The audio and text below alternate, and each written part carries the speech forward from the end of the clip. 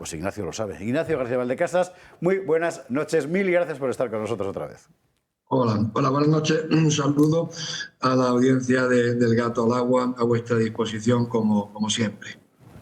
Bueno, que vaya a jugar al final, ¿no? Vamos a empiezo por una cosa que me ha llamado mucho la atención. En principio, Zelensky y Trump llegaron a un acuerdo puramente material de reparto de prebendas, o así lo han vendido, mientras al mismo tiempo Trump llega a un acuerdo con Putin para comprarle aluminio, el aluminio que Europa ya no puede comprarle, y otro acuerdo para explotar los recursos del Ártico. ¿Y nosotros aquí cantando Imagine o Mambrú se fue a la guerra o qué? Sí. No, efectivamente, el negocio es redondo para los Estados Unidos.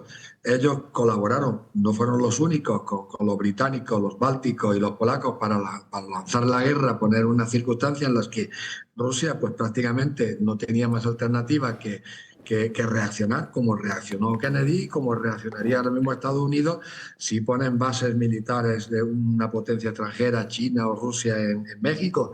Hemos ido a la guerra y algunos de los espectadores del Gato al Agua dijeron que sí que nos habíamos caído del guindo recientemente. Y no es cierto, como tú mismo has dicho, hemos venido hablando de este tema en los últimos 2 y 3 años. Sí. Lo que ocurre es que no teníamos una visión de conjunto porque, bueno, no se había desarrollado casi toda la película como ahora. Pero bueno, yo lo he dicho en este canal varias veces, he expresado mi opinión modestamente, incluso nada más empezar la guerra escribí un artículo en el mes de abril y mayo del 22 que no se pudo publicar hasta agosto y lo tuve que publicar en algunos digitales de algunos amigos, porque ningún periódico, incluso algunos de tirada general, de los que yo había sido colaborador durante muchos años, pues quiso publicármelo. El negocio para los Estados Unidos ahora es redondo, porque por un lado, con el dinero del contribuyente americano y del contribuyente europeo, liquidaron los stocks que tenían de armamento y los enviaron a Ucrania. Con ese dinero, además, el complejo militar industrial pues, ha renovado el armamento de las Fuerzas Armadas norteamericanas. Y ahora Trump hace la prueba del trilero o hace el truco del trilero. Coge su aportación, la de Estados Unidos, le añade la aportación de la Unión Europea, la multiplica por 1,5, le salen 500.000 millones y dice que se los va a cobrar en tierras raras y en minerales. Y además le amenaza a Trump con dejarle suelto a Putin, dejarle suelto al Doberman y que él se enfrente con Putin tranquilamente. Claro, Zelensky tarde o temprano pues ha tenido que ceder. No sabemos cuáles son las cláusulas que hay que no se hacen públicas, pero siempre hay cláusulas en estos casos que no se hacen públicas. Y aquí vienen las mentiras de después de la guerra, que podemos ya ver algunas, casi todas están en el activo, en el haber de Trump. Que el Zelensky fue el que lanzó la guerra, que ha tenido 3 años para negociar la paz, que Putin está de acuerdo para que haya tropas de la OTAN en Ucrania. Bueno, hay toda una serie de que la creación de la Unión Europea fue pensando en hacerle la puñeta a Estados Unidos, sí. Que la aportación de la UE ha sido menor que de la de Estados Unidos. Claro, todo esto al pueblo norteamericano le gusta y le va a traer gran rédito y gran beneficio a Trump políticamente, no sé electoralmente, porque yo no sé si se va a presentar, aunque algunos de sus colaboradores acarician el tercer mandato, que en principio sería anticonstitucional, pero como tiene la mayoría del Tribunal Supremo, el mismo Tribunal Supremo que en el año 2014 dictó que era constitucional las donaciones electorales anónimas y secretas, cosa que en una democracia pues prácticamente casi le quitan el carácter de democracia a un sistema político. Y esa es la situación en la que se encuentra Zelensky, por haberse fiado, como dice Jeffrey Sachs, de los Estados Unidos y no haber conocido la capacidad que tienen para dar bandazos en determinados momentos de la historia, ¿no? Pero Ignacio, hay una cuestión que no deja de intrigarme un poco. Vamos a ver. Ya hablamos la semana pasada de las diferentes fases, de los diferentes focos, de cómo puedes mirar el surgimiento de este conflicto. Vayámonos a la primavera del 22, cuando es posible llegar a un acuerdo de paz y Occidente, por entendernos, bloquea ese acuerdo y hace que la guerra se prolongue, tal vez en la convicción de que Rusia iba a doblar la rodilla por las sanciones económicas, por lo que fuere. Da igual, eso algún día lo averiguaremos. La cuestión es la siguiente. Hombre, uno podría pensar que aquello respondía a un objetivo geoestratégico concreto de los Estados Unidos, secundado por sus fieles vasallos europeos, porque la Unión Europea, contra lo que dice Trump, no se creó para joder a Estados Unidos, pues lo he dicho así, sino para ser su vasallo, porque está en la historia, ¿verdad? Es que lo que ha hecho Estados Unidos ahora, en realidad es, ¿cómo decir?, rompe lo que se podía entender que era el interés nacional norteamericano hasta este momento. Yo entiendo el desconcierto de los líderes europeos, para que son unos membrillos, pero lo entiendo porque les han cambiado el terreno de juego. Realmente es que ha cambiado, es decir, el interés nacional norteamericano cambia. La diferencia entre el mundo Biden y el mundo Trump es tan intensa que en realidad cada uno de ellos representa intereses nacionales, formas distintas, contrapuestas. A mí me costaba trabajo entenderlo y me sigue costando trabajo entenderlo porque el volantazo ha sido enorme, pero ya está viendo algunos analistas como Stephen Walsh, el catedrático de Harvard, y luego algunos otros observadores que estoy viendo en las redes inglesas anglosajonas, que efectivamente lo que ven ahora mismo que Estados Unidos ha dado un volantazo y se sitúa en una situación de contraposición a Europa y claro, de acercamiento a Rusia. Entonces, el título del trabajo del catedrático Stephen Walt dice, sí, efectivamente, Estados Unidos es un enemigo de Europa. Se está convirtiendo en un enemigo de Europa. Claro, necesitamos tiempo hasta yo que he venido siendo muy crítico con nuestra postura en la guerra, necesitamos tiempo para asimilar todo eso. Escucha, Hay un factor, sí, hay un factor que es muy poco conocido y que se refiere a la personalidad de Trump y su relación con Europa. Hay una página web muy crítica y muy extraña que se llama The Moon of Alabama, que ha publicado varios sueltos en los que habla de que es una venganza personal de Trump contra Europa. Trump tiene una historia personal. Primero intentó hace 20 años hacer un gran negocio en Escocia y fue la Unión Europea la que, al declarar el terreno especialmente protegido, le impidió hacer el negocio. Fue el MI-16, el servicio secreto inglés, el que lanzó la operación contra Trump en 2016 sobre la intervención rusa, que luego en parte se demostró que había sido falsa. Ha sido el Partido Laborista el que ha mandado cientos de ayudantes para participar en la campaña de Kamala Harris. Han sido los gobiernos, porque el PP estaba con Biden, los partidos de centro derecha estaban con Biden en estas últimas elecciones.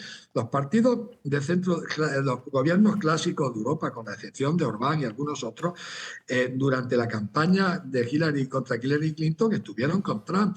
Durante el primer mandato de Trump, estos gobiernos colaboraron con lo que se llama el Deep State o el establishment norteamericano para boicotear el primer mandato de Trump. Y en esta última campaña electoral, pues la mayoría de nuestros gobiernos han estado con los demócratas y con la administración Biden. Hay un cierto componente de venganza de Donald Trump que tiene bastante memoria para estas cosas. Y no es una venganza contra Europa, porque si vemos, no tiene ningún inconveniente en acercarse a los populismos de derecha, incluso a lo mejor a los populismos o quizás a los populismos de izquierda.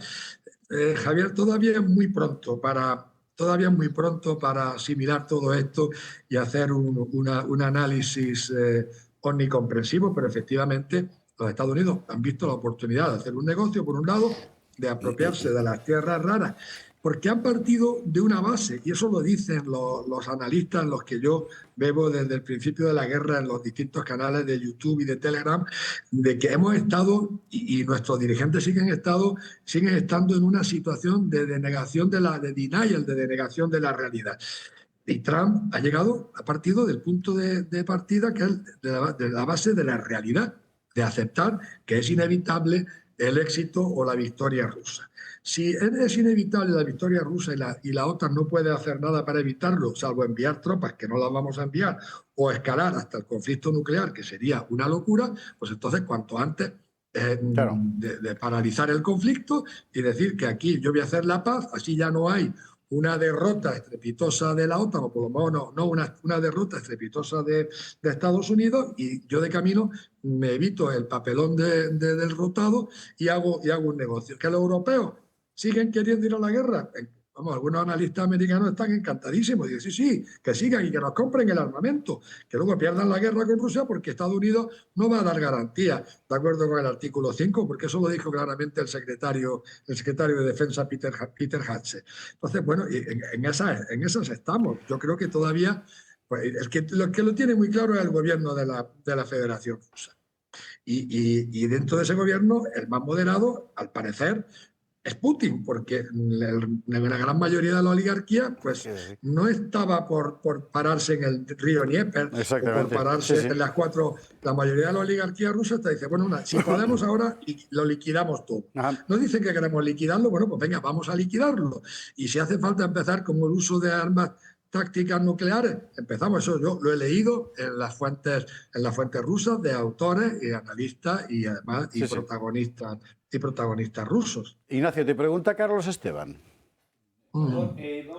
Adelante, Carlos, encantado de saludarte. Igualmente, yo entiendo perfectamente el desconcierto de los europeos ante esta especie de espantá que ha dado Estados Unidos y que de repente encontrarse con que lo tiene en contra o que va a contrapelo de lo que ha estado defendiendo Europa y también lo que ha estado defendiendo el propio Estados Unidos. Pero claro, tenemos a la Unión Europea, que ya estaba contra Rusia y además de una manera muy beligerante, con unas declaraciones muy duras, muy de esto no hay quien lo arregle. Estaba peleada con China por cuestiones comerciales y ahora se va a pelear también con Estados Unidos. O sea, Europa que se cree, o sea, que bien puede esperar que salga de estar enfrentada con las tres únicas potencias que importan ahora en el mundo. Es que a nuestros dirigentes les resulta muy difícil dar el volantazo, porque durante 3 años pues han estado engañando a su electorado. Y claro, ahora no pueden dar ese volantazo porque en las próximas elecciones eso tendría un costo inasumible. Yo veo esa interpretación, mientras que Trump ha podido dar, porque es otro partido, ha estado en la oposición perseguido, con razón o sin razón, no tengo elementos suficientes de conocimiento para hacer un análisis o un juicio, y él ya tenía dudas, dejó entender que estaba en desacuerdo, que él iba a hacer la paz en 24 horas, pues ha podido llegar y dar un volantazo. Porque, en parte, insisto, es porque quizás con su equipo ha partido del punto de partida correcto, que es la realidad en el terreno. Sí. La realidad en el terreno, el campo cosa que Europa ya no podía hacer. Efectivamente. Claro. Ignacio, José Antonio Fuster te pregunta. Embajador. Encantado, José Antonio. Buenas noches. De todas las informaciones que he leído, bueno, también me leí el discurso del secretario de Estado de Defensa estadounidense ante el grupo de Ucrania, y lo decía muy claro cuál era el propósito de Estados Unidos y qué es lo que tenía que hacer Europa. Europa tenía que poner los soldados en Ucrania, que no tenía que ser una misión OTAN, sino que tenían que ir. Y entonces yo me pregunto, con todo eso que ha dicho el secretario de Estado de Defensa, que la posición europea, ¿dónde está nuestra posición de fuerza? ¿Con qué podría negociar un diplomático como usted en beneficio de la Unión Europea o de los europeos en esta negociación cuando somos excluidos o cuando parece que somos irrelevantes? ¿Cuál es nuestra posición de fuerza? Bueno, nuestra posición de fuerza, en primer lugar, yo lo que recomendaría es reconocer la realidad. Si es verdad, bien, como dicen en privado los expertos militares, que la victoria de Rusia era prácticamente inevitable desde el principio de 2024, bueno, pues cuanto antes mejor. Cuanto antes mejor, y intentar reconocer el error y corregirlo. No tenemos otra posición de fuerza. No tenemos otra posición de fuerza si ese discurso que tú has citado es definitivo.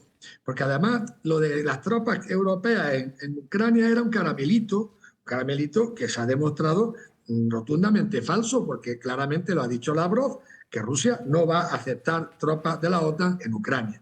Porque una de las razones por las que fue a la guerra fue porque había 12 bases militares de la OTAN en Ucrania el día que empezó la guerra, 6 de las cuales eran no reconocidas, como el campo de entrenamiento de 300 kilómetros cuadrados al lado del el BIF Lemberg, o Leópolis, como se le llama ahora, donde se estaban formando 10.000 soldados ucranianos cada año por los servicios británicos. Entonces, bueno, no tenemos ninguna baza. La única baza que tenemos es reconciliarnos con la realidad y sabiendo además que Putin lo que le va a perdonar a Estados Unidos no nos lo va a perdonar a la Unión Europea, porque nosotros éramos sus socios privilegiados hasta el año 2013, los que estábamos invirtiendo cantidades enormes de dinero en Rusia, los que estábamos acercándonos comercialmente y con una relación muy estrecha. Joder, qué panorama. Qué barbaridad.